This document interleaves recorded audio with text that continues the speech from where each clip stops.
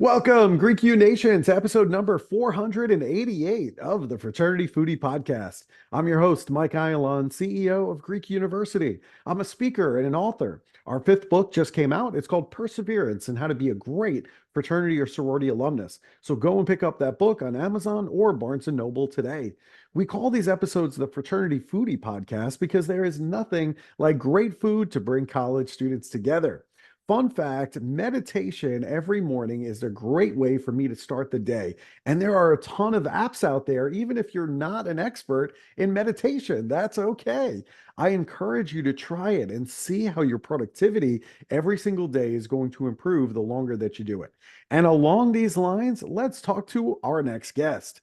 Trish Ahjel Roberts wasn't always mind-blowingly happy. Her journey started in 2010. She was a divorced mom who had just moved to a new city, and she was in the midst of a painful breakup. Money was tight, and she was convinced that her boss hated her. This wasn't how Trish imagined her life. One day, when she was at her wits' end, she sat down at her kitchen table and Googled the word meditation. The next day, she went to a lunchtime session at a meditation center that completely changed her life. What else didn't she know? She started studying Buddhist philosophy, got certified as a yoga and meditation instructor, learned Reiki healing, and became a certified life coach. Now, as the founder and CEO of Mind Blowing Happiness LLC, she uses her own personal struggle and success to help people just like you find freedom from anger and negative emotions so you can live authentically, walk in purpose, and reach your full potential. Welcome to the show, Trish. Thank you so much. That was wonderful. Hey, I'm listen, so I'm excited to be available here. if you want me to introduce you on stages all across the country. Just pack me in your suitcase. That's all. There you go. So you decided on Metropolitan College of New York and then ultimately LIU for your master's degree. And I'm a Long Island guy, so I like LIU. Why did you decide on these two institutions for your educational pursuits? Yeah, I love that you asked me this question because this is something people don't usually ask me. Yeah, So my background was a little bit non-traditional. I started working full-time when I was 17 years old. I grew up in Brooklyn, New York. sure. Started working full-time at 17. I moved out of my parents' home, got married at 18. So Wow. I ended up going to an accelerated evening program for my undergrad, and that's what Metropolitan College of New York was. Got it. When I was working, I was looking for schools for jobs that would pay my tuition. So I was looking for employees that had, tuition reimbursement. Mhm. And I was working at a large Fortune 500 when I got my master's. They had a program where they prepaid my tuition, and the instructors came to our corporate headquarters. So that's how I ended Mm. up at LIU. Wow, that is a great story. And it just goes to show you, listen, there are plenty of ways to get your master's degrees paid for. So find companies that have those type of agreements in place, whether they come to you at the corporate headquarters or whether you go to them. Either way, if you can get it paid for by your employer, go and do it. Yeah, sometimes you just have to be creative. So Yeah, absolutely. just think outside of the box. You have no idea how many different ways that you can get that done. I got that done as well, just by being creative and thinking outside of the box about how I could help the university that I was going to school with. And they were like, yeah, we need you. So that worked out really, really well. Just think creatively and outside of the box. But I love that answer. And that's really important for the undergraduate students to hear. Now, you've experienced plenty of adversity in your life. We can talk about childhood trauma. We can talk about domestic violence. We can talk about institutional racism, even family betrayal. So, how did you get unstuck in your life after going through all of that? I have been through a lot, but they say if we all put our problems in the middle of the table and we look at other people's problems, we'll take our problems back. But the biggest thing for me, one is a belief in something other than myself, so having some sort of spiritual life, whatever that looks like. It could be benevolent universe, it could be the religion of your childhood, but something that grounds you in believing that things happen for a reason, so that, and then also therapy. Therapy is always good. um, so I would say the spirituality, the therapy, the sense of hope from some sense of God. And there's also and importance in knowing that there is wisdom in these life lessons. So even in experience, the worst experiences, I've lost a lot of people, you mentioned some things, there's always a lesson there. So if you take the time to figure out what that lesson is, it's true what they say, what doesn't break you makes you stronger. Yeah, you're so right on all of that. First of all, I love that you brought up therapy. That's something that I really didn't experience until I was an adult. And in hindsight, I wish I would have taken advantage of those free resources in the counseling center at the universities that we went to. I mean, that's where our tuition is going to. It's going to pay those people to sit at a desk at the university. You might as well take advantage of all of those free resources. So, I mean, I think that's number one. And number two, I agree with you. There are times when, listen, I'm not perfect. Okay. I've made a million mistakes. I know you've made mistakes too. And so that's okay. And so I never feel like I really lost anything when I made a mistake. I just feel like I learned something and then I'm able to apply that in the future to be better. So I never really feel like I lose. I just feel like either I win or I learn. Those There are you really the go. only two options, you know? So I see that you found out that as well. And I just want to make sure that we impart that to the undergraduates because if they can learn that at a young age, boy, oh boy, they are going to be really, really dangerous. So that's good. You also wrote the book. It's called The Anger Myth. And I know that Yes. you talk about the ways that politics make us angry. I know, we The just anger wrapped myth. up. I love the book there. Yeah, it's a really cool cover. I love the design of it. The emoji, yeah. Really, really nice.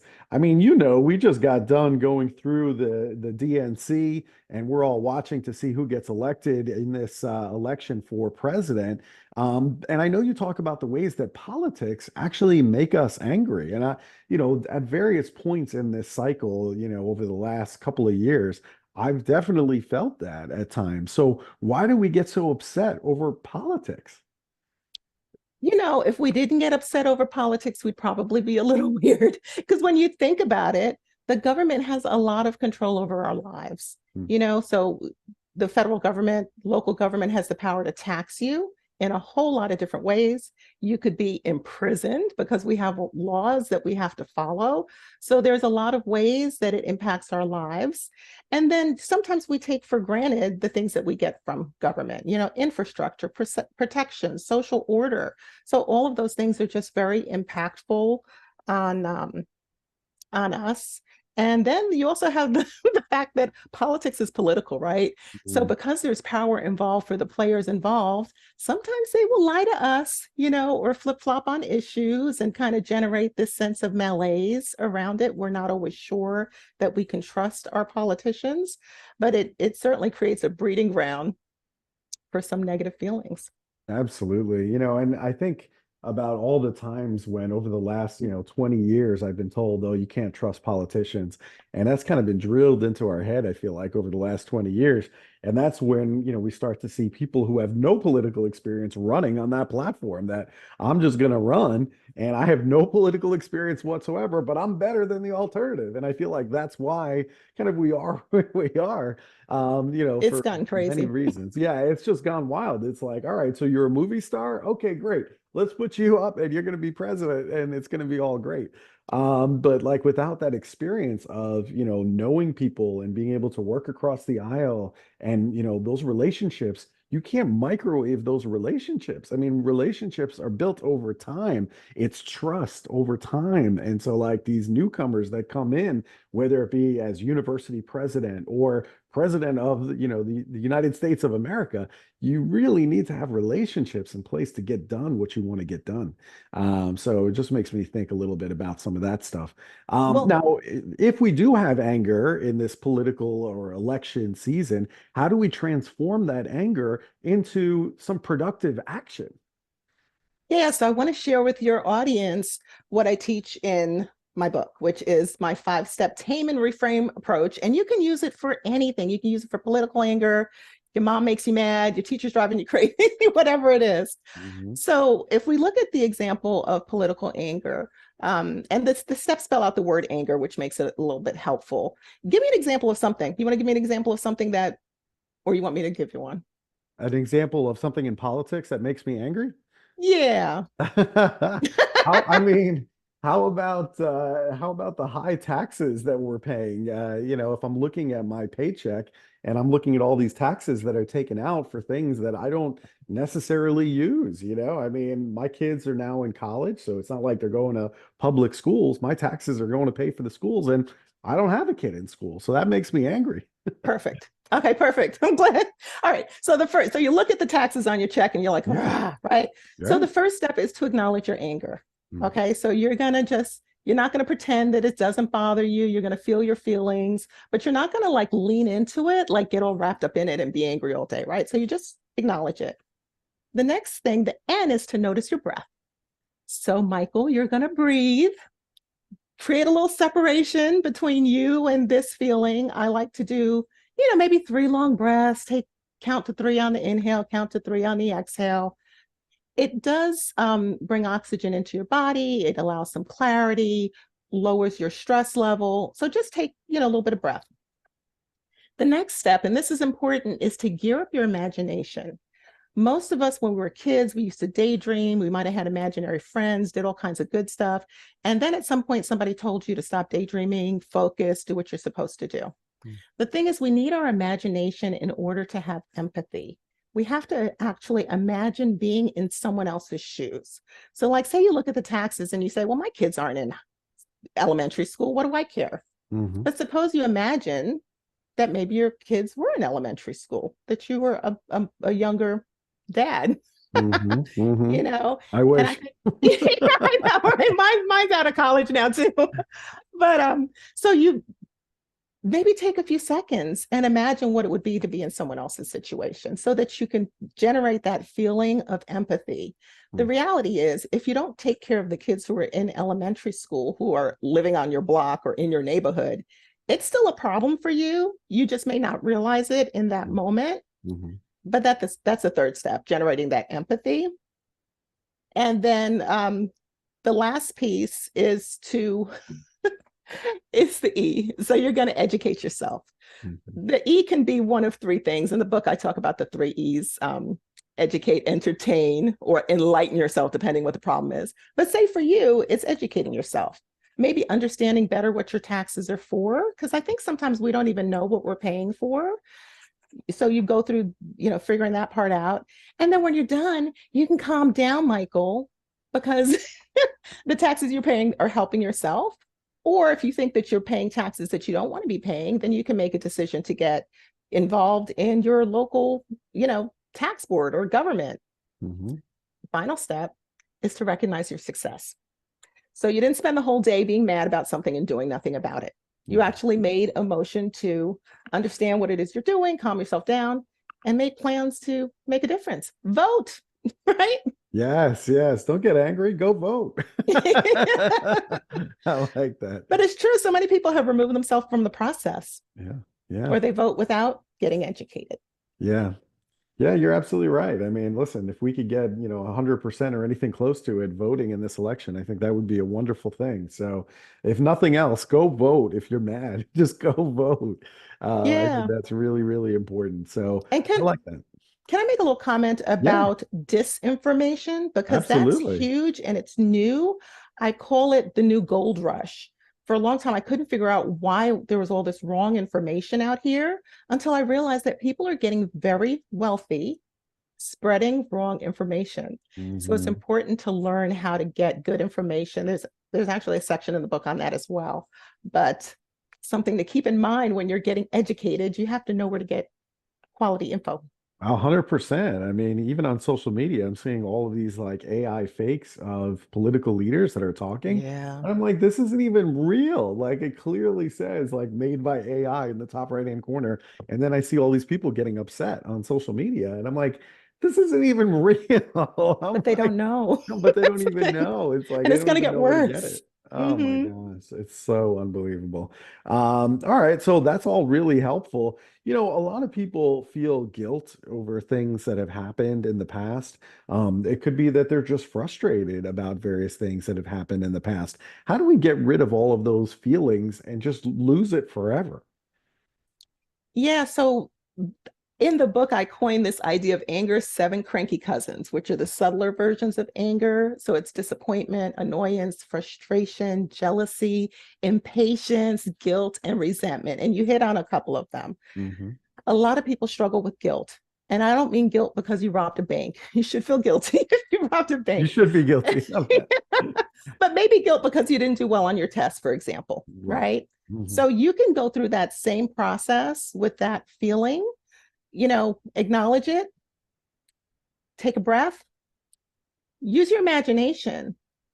Can you have empathy for yourself? What was going on while you didn't do well on the test? Maybe you were distracted. Maybe something happened. Maybe you didn't get enough sleep, whatever it is. And then go through to what's your action step for the next time around so you don't do it again. And then let it go. Mm-hmm. Yeah. Yeah. So that's guilt. Frustration is usually things that happen over and over again, like our computer software glitching when we're trying to write a paper or something like that. Mm-hmm. Yep. The weird thing, Michael, is I realize you can have empathy for your computer. Maybe it's overworked. Maybe you need to close some windows, Yeah, maybe all those tabs that I have open are probably not a good thing. Yeah, absolutely. There's probably a reason why that the computer is crashing. So, and it's probably because of me. So there you go. All right, that's really helpful. One of the things that I struggle with is, sometimes forgiveness for people who have betrayed me in one way or the other, over a lifetime. So if that has happened to some of our listeners where they feel like they've been betrayed by somebody, how should we deal with that? Yeah, so forgiveness is very interesting because people get confused on what that even means. There's 2 ways of looking at it. One is to exonerate someone, like if you go to a court and the judge forgives you, right? The Hmm. other one is to not maintain your anger and resentment over a period of time. So if somebody betrayed you, you don't have to exonerate them. I don't even think that it's in your power to exonerate them. I think that's between them and God or karma or however that works. Hmm. But you can make the decision to not be angry for forever. And it's hard with betrayal because the only people with the power to betray you are people that you actually trust and maybe even loved, you know? But you can still go through the same, you'd be surprised how well those 5 steps work. You can still go through the same thing. With betrayal, I think when you get to that E, Hmm. it's getting educated. For me, with a particular situation that I've been dealing with a family member, Hmm. I had to realize what's wrong with them. Are they having narcissistic personality disorder? Are they having some sort of mental illness? Like, why would you treat someone that way? So, same thing, get educated, take some action, and then it's not necessarily easy, but you can let it go. Yeah, it's not easy. I mean, I think it's easier said than done to just let it go. I mean, you Sometimes it have to do it just, over and over I sometimes. know, I know. And it's really not healthy for you to keep all of that bottled in because ultimately that's impacting you. So sometimes it's better to just move on so that way you're not carrying all of that with you. I think that's not good for us, in terms of your blood pressure, in terms of just your overall demeanor, I think is probably impacted, right? Yeah, there were a couple of new studies this year. National Institutes of Health shows Mhm. that anger is related to poor cardiovascular health, Right, right. and of course also poor mental health. Hmm. So Yeah, so ultimately you're damaging yourself by not forgiving and moving on, right? So really important stuff. The other thing too that I think about in terms of my own behavior is that I do get a bit of anger when somebody cuts me off when I'm driving on the highway. Like that really bothers me. Or if somebody's going too slow in that passing lane and I'm yeah. behind them, I'm yelling like literally at the windshield, like, what is wrong with you? Right? And then it's like once I pass them, I'm like, I'm gonna give them, some wave as I'm passing by. Yeah. So, You so don't love that? yeah, I mean, and I don't know, like maybe I somehow feel better after I do that. Like I feel like I've expressed myself, but it's also probably not a good thing because who knows? I mean, that person could then like try to like cut me off again or who knows, or try to hit me in the car. So how do I get rid of that road rage that I'm feeling behind the wheel? Yeah, and it's interesting to note that the studies show both expressing and repressing anger are not healthy. Hmm. We have I don't know what the number is for road rage incidents, but I want to say hundreds get killed during road rage incidents. Mhm. And I have a personal experience from my own family doing what you did, where a family member felt somebody was going slow in that left lane, flashed the Mhm. high beams on them. The Mhm. person shot into their car, Oh didn't my hit gosh. them, but shattered the glass. My family member drove into a gas station. They followed them into the gas station, and the person was with like a wife or some a spouse or partner or something, and the woman seemed to calm this person down. So it's not worth it. It's not worth it. Yeah. What you can do, the same 5 steps. The only difference is that E changes. So you acknowledge your anger, take a breath, Michael, right? You Okay. know, to acknowledge your anger, notice your breath, gear up your imagination. Who knows what that person's going through? Mhm. And then instead of trying to educate yourself, you're driving, it's not that serious. Entertain yourself, Mhm. turn up the music, call a friend, listen to a podcast, right? Yeah, those are all good suggestions. Hey, Hey, listen to the keep it going. Fraternity Foodie Yeah. podcast. I mean, come on. Exactly. Or the Mind Pick Blowing an Happiness episode. podcast. I like that. It's really good. The other thing I wanted to talk to you about that I know you have some expertise with is unconscious bias. I think this is really important, especially for the student organizations who are listening, like fraternities and sororities. What exactly is unconscious bias, and how does it impact our organizations? I love that you asked me that question. I speak and train professionally on that topic. Yeah. So, unconscious bias, first of all, it's something everyone has. So, it's not something where you have to feel bad because you have unconscious bias. Mhm. It's a it's something that our brain uses as a shortcut, right? When you think Mhm. about it, when you're a baby, everything you're seeing for the first time. When you get older, you start recognizing patterns, and what happens is we like things or people that are familiar to us or patterns that we've seen before. So it can create a problem if I am, say, in the habit of, I guess for me, a good example is hoodies. I love hoodies, right? I'm originally from New York, which is a cold city. We all love our hoodies. Mhm. But someone else might have an experience where maybe they were robbed by someone wearing a hoodie. So now when they see somebody in a hoodie, they don't think they're going out for a run. They may immediately think that they're going to harm them. So that's an example of unconscious bias, but Mhm. it shows up in our, work or in our communities, our schools, when, for example, maybe you meet someone and you think that they didn't go to a good school. So you have an immediate judgment about them, right? Or you think that they're wearing something that you would never wear. So you have an immediate judgment about them. It goes both ways. It could be a negative judgment or a positive judgment. The process is a little bit the same. We need to slow down, when we meet people and recognize that we have that bias. Of course, it's a little more complicated than that, but you can get more, learn training, get training around those things. Yeah, no, I think that's a Mhm. really good explanation. And you're right, everybody has that unconscious bias. And it probably is the reason why human beings have survived over many, many generations, right? I mean, if you think about, I don't know, we're in the woods and a lion comes to attack us. Well, I mean, there's some unconscious bias there because immediately, without thinking, your brain is shortcutting like, hey, I'm in danger and we need to figure out what are we going to do in this situation, right? So Absolutely. we all have it, and it's a question of just recognizing that we have it and figure out how it impacts us. So that's really good. And along the same lines, too, one of the things that I'm talking to fraternity and sorority members about is the value of having a diverse team. I think that if we have diverse teams with people from different races, religions, country of origin, physical disability, sexual orientation, you name it, any which way you want to slice it up, I think that we are better because we are Mhm. looking at these problems from different lenses. And I think that has been the success for Greek University, our team of 29 speakers, is that we are so diverse, and that helps us to solve problems much faster. Much, much faster than if we just had all the same 29 people from the same high school, for example. We would all look at it almost identically, and then we would only come up with one answer.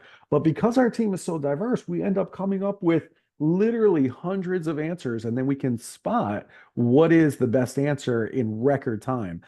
So, if our college students want to build diverse and authentic teams in college, how should they go about that process?